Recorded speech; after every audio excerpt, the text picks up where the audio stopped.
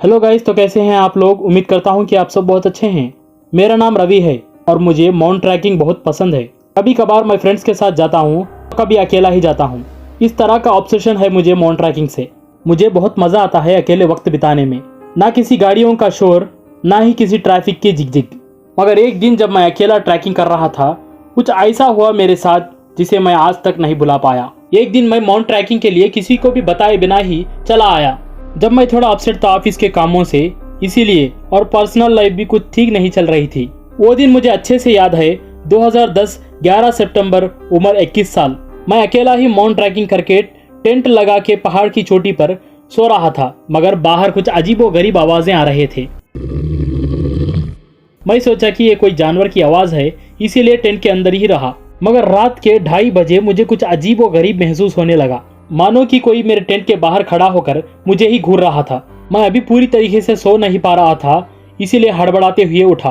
बाहर खड़े व्यक्ति की परछाई मेरे टेंट पर साफ दिखाई दे रही थी। ये देखने के बाद मैं कुछ अपने तेज औजार लेकर बाहर चेक करने के लिए निकला, मगर वहां पर कोई भी नहीं था। और फिर मैं टेंट के अंदर जाकर सोने की कोशिश कर रहा था, मगर मुझे नींद नहीं आ रही थी। उस परछाई के बारे में सोच ही रहा था कि इतने में ही किसी के चीखने की आवाज सुनाई थी।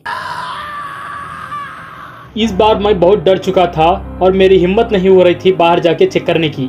अकेले वक्त बिताने के चक्कर में मैं अपना मोबाइल भी पीछे छोड़ आया। मेरे मन में कई सारे सवाल आ रहे थे कि मुझे यहाँ पर कुछ हो जाए तो मेरी फैमिली को भी पता नहीं चल पाएगा कि मैं कहाँ पर हूँ। इस तरह के सवाल मेरे दिमाग में घूम रहे थे। और इतने में ही वो चीखें कुछ अजीब व गरीब जानवर की तरह सुनाई दे रहे थे, और वो आवाज करीब आती जा रही थी मेरे टेंट के पास ही। जितनी वो आवाज करीब आ रही थी, मेरे दिल की धड़कन की रफ्तार भी उतनी बढ़ती जा रही थी। फिर से एक परछाई ठीक मेरे टेंट के बाहर खड़ी मेरी तरफ ही घूरे जा रही थी, और मेरे पसीने छूटने लगे और डर के मारे मैं कंबल ओढ़ के सुबह होने का इंतजार कर रहा था। किसी के हाथ अंदर आकर मेरा पैर जकड़ के मुझे टेंट से बाहर निकाले, और अब मैं साफ उस जंगली जानवर का चेहरा देख पा रहा था। वो कोई और नहीं, वेयरवुल्फ था। वो वेयरवुल्फ मुझे चीर फाड़कर कच्चा ही चबा रहा था। और कुछ इस तरह रवि अपनी कहानी जंगल में अपने दोस्तों के साथ कैंप फायर के पास बैठकर सुना रहा था।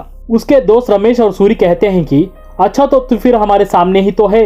इतना कहकर वो दोनों हंसने लगते हैं। रवि मुस्कुराते हुए कहता है कि हाँ, मैं तुम्हारे सामने ही तो हूँ, मगर किसने कहा मैं जिंदा हूँ। इतना कहकर वो एक वेयरवुल्फ में तब्दील होकर उन दोनों को जंगल में खींच के ले जाता है, और उन दोनों की चीख जंगल में गूंज रही थी। इसी तरह की कहानियां जानने के लिए हमारे चैनल को सब्सक्राइब करें, लाइक और कमेंट करना ना भूलें। मैं आपसे मिलूंगा अगली कहानी में, तब तक अपना ख्याल रखें। Thank you very much.